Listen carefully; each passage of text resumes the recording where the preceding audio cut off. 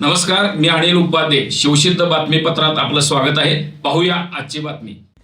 कुंभोज जिल्हा परिषद मतदारसंघातून भारतीय जनता पार्टी शिवसेना युतीच्या उमेदवार सन्मती बाबासाहेब चौगुले आणि लाटवडे पंचायत समिती मतदारसंघातून भारतीय जनता पार्टी शिवसेनेचे उमेदवार अशोक बापू माळी यांच्या प्रचारार्थ भाजपा महिला मोर्चा महाराष्ट्र प्रदेश उपाध्यक्ष शौमिका महाडी यांनी बेंडवडे खोची गावामध्ये पदयात्रा काढली.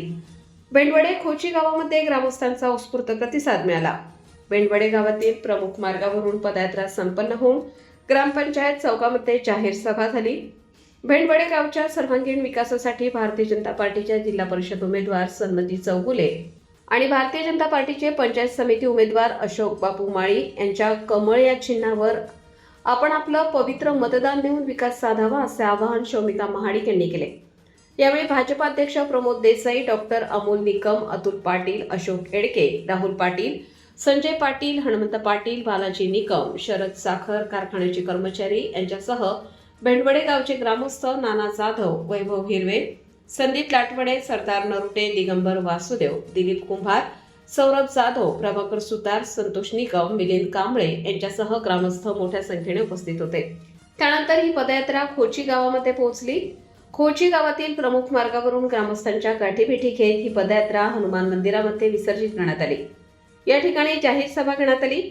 यावेळी बोलताना शौमिका महाडिक म्हणाल्या, खोची आणि बेंडवडे गाव पूरग्रस्त आहे.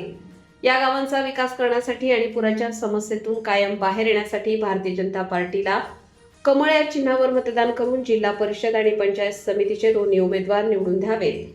यावेळी जिल्हा परिषद उमेदवार सन्मती चौगुले आणि पंचायत समिती उमेदवार अशोक माळी यांनी मनोगत व्यक्त केले. याप्रसंगी भारतीय जनता पार्टीचे मंडल अध्यक्ष अमरसिंह पाटील, सरपंच सौरोहिणी पाटील, दिनकर पाटील, सर्जेराव पाटील, धनाजी गुराव, अजित मडके, पोपट पाटील, चंद्रकांत पाटील, सचिन मगदूम, दादासो पाटील, पोपट गुरव, शशिकांत मगदूम, तय्यब कुरेशी, सलीम मुल्लानी यांच्यासह ग्रामस्थ उपस्थित होते. त्यांची उमेदवारी डिक्लेअर केली भाजप पक्षाने, तेव्हा मात्र यांना असं वाटलं की बाबा गावं राहतील का नाहीत आमच्या मागं. आणि खरंच त्या विचारांना ती भीती होती. म्हटले नाही, एकदा येऊन तुम्ही सांगितलं पाहिजे. मी म्हटलं आमच्याकडे विनंती असा प्रकार नसतो, आमच्याकडे कारखान्यावरून आदेश येतो आणि आम्ही तो पाळतो.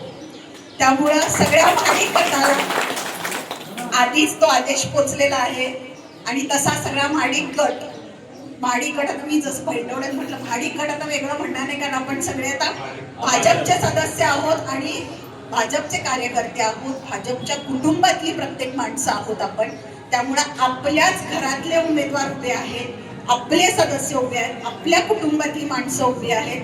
त्यांचा प्रचार करणं ही आपली जबाबदारी आहे आणि ती जबाबदारी तुम्ही इथून पुढचे 5 दिवस घ्यायची, कारण इतका कमी वेळ आजपर्यंत कुठल्या निवडणुकांना नव्हता. यावेळेस पहिल्यांदा 3 सलग निवडणुका लागलेल्या आहेत एकाच महिन्यामध्ये. म्हणजे नगरपालिका पण झाल्या, महानगरपालिका पण झाल्या आणि आता जिल्हा परिषदेच्या निवडणुका. आणि ही जिल्हा परिषदेची निवडणूक जी असते किंवा या स्थानिक स्वराज्य संस्थांच्या निवडणुका असतात, पंचायत समितीच्या असू देत नाही तर जिल्हा परिषदेच्या, या आपल्या ग्रामीण भागाचा विकास करून घेण्यासाठी अत्यंत महत्वाच्या असतात.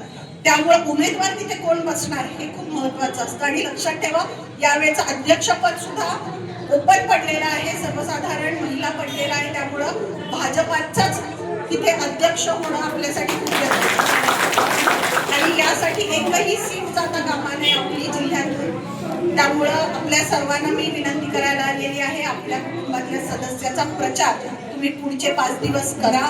खूप कमी दिवस आहेत, जास्तीत जास्त लोकांच्या पर्यंत, जास्तीत जास्त घरांच्या पर्यंत आपल्याला पोहोचायचं आहे. आणि जसं मी आठवड्यात सांगितलं की तुम्ही 5 दिवस द्या, पुढचे 5 वर्ष ही सगळी तुम्हाला देतील. त्या पद्धतीनं निश्चित ती काम करतील. प्रत्येकाला त्याच्या सामाजिक जीवनामध्ये दुसऱ्याच्यासाठी काम करण्याचा अनुभव आहे, आजोबांना कामाचा अनुभव आहे. ते लोकांच्यासाठी किती रोजगार निर्माण करून त्यांनी स्वतः दिलेले, किती कुटुंब त्यांच्यावरती चालतात. जरी ताईंची पहिली निवडणूक असली तरी आपले बाबासाहेब चौगुले आहेत, त्यांना जवाहर कारखान्याच्या माध्यमातून शेतकऱ्याची नाळ माहिती आहे. शेतकऱ्यांच्यासाठी कसं काम करायचं, काय लागतं शेतकऱ्यांना हे त्यांना चांगलं माहिती आहे. आणि निश्चित ती सगळी लोक आपल्या बरोबर उभी राहतील. भविष्यात काही काम करायचं असेल तर त्यांच्याकडनं हक्काने आपण करून घेऊ शकू. या हक्कासाठी ही निवडणूक आपल्याला महत्वाची आहे. आणि म्हणून तुम्ही सर्वजण ज्या संख्येने इथे उपस्थित झाला आहात त्याच्यापेक्षा मी म्हणतो की 7 तारखेला मतदान बाहेर काढाल, मतदान करून घ्याल, कमळ चिन्हासमोरचं बटन दाबून आपल्या उमेदवारांना प्रचंड मताने विजयी कराल अशी मी अपेक्षा व्यक्त करते. आपण हनुमान मंदिरात